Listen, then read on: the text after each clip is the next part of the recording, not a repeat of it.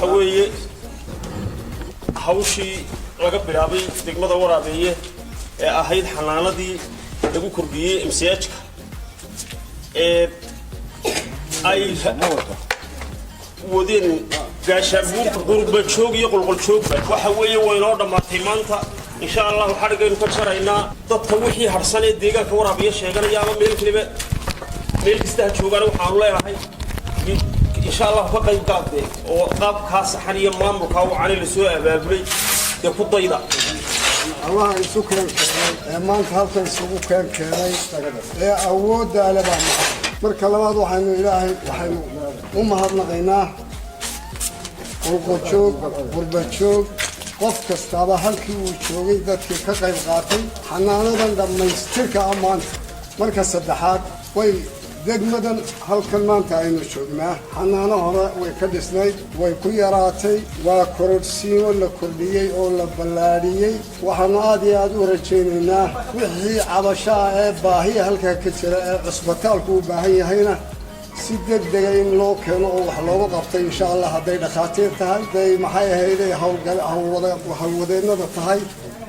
si degdega waxaanu ugu bushaaraynaynaa qoladan degmada dadka dadweynaha degmada jooga inta iyadana si dhaqsaal ugu hawlgalay way maanta waxaan maqlaayay qof dumar oo kaanoola ku xidhay waxaan ku yiri maxaa kaanoola waan xanuunsanayaa bay tiri waxa gaad kaanoola nasiya laga soo xidhay waa nasiibda maanta waxa inoo aanu idinku bushaaraynaynaa dhakhaatiirtii ka hawlgalaysana waa la keenayaa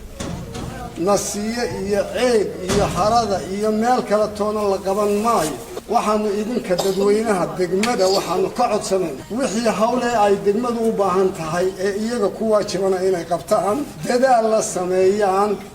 ilaashadaan sidaa dadka debadda jooga iyo dadka gudaha joogaaba ay u hawlgeliyeen ee uga hawlgaleen hantidoodii ugu horeen inay iyaguna u ilaashadaan insha Allah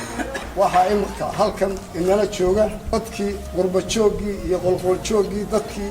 hawsha ka qayb qaatay baa halkan inala jooga waxa qayb kamid ah inala joogta insha Allah biidnillaahi kareem iyagaanu ku soo dhaweynaynaa hadiga iyaga inooga jaraya intaasaan imka hadalka ku deynaya wassalaamu calaykum wa rahmatullaahi wa barakaatuh bismillaahi rahmaani rahiim waxa hadiga ka shaqeeyay gudoomiyihii guddiga qurba joog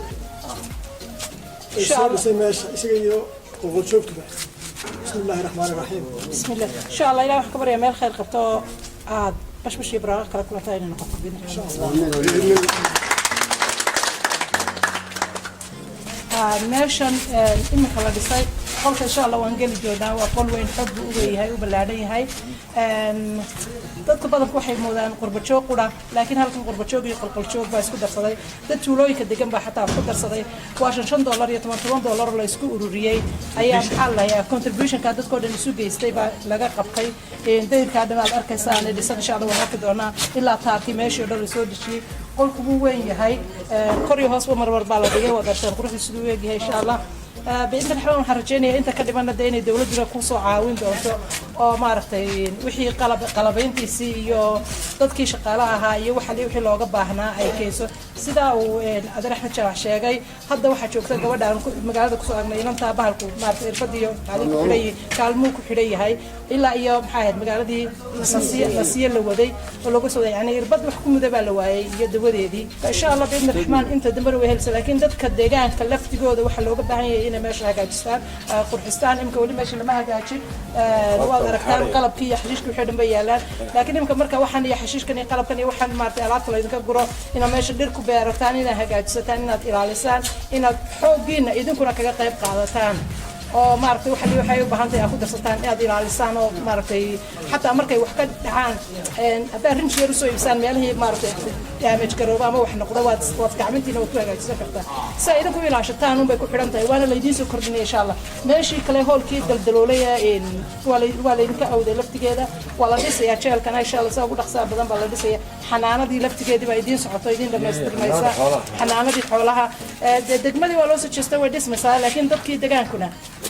qaybtiin iyo contributionkii diba waa la idinka baahan insha Allah بإذن الرحمن هذا وين والسلام heerban ku daraya anagu dadkii juhdiga fara badan leeyo dhaqaale ururinta iyo wax walba galiyay baan ka mid ahayn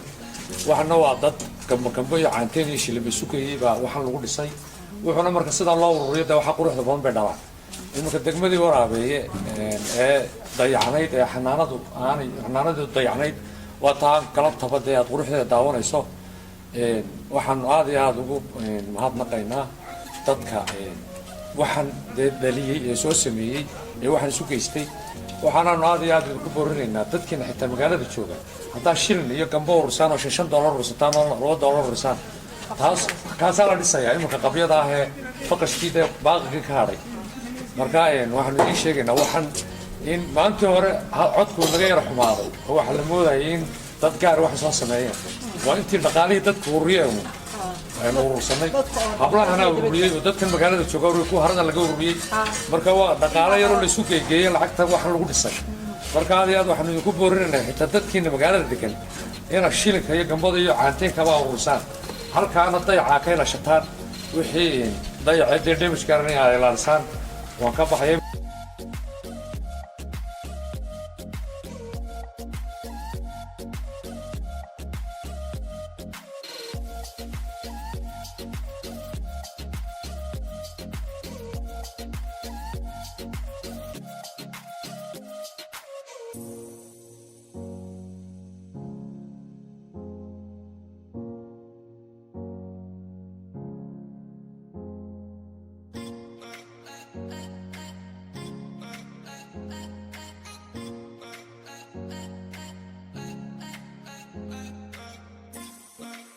وقيل لوقت لقى سريرها بديكو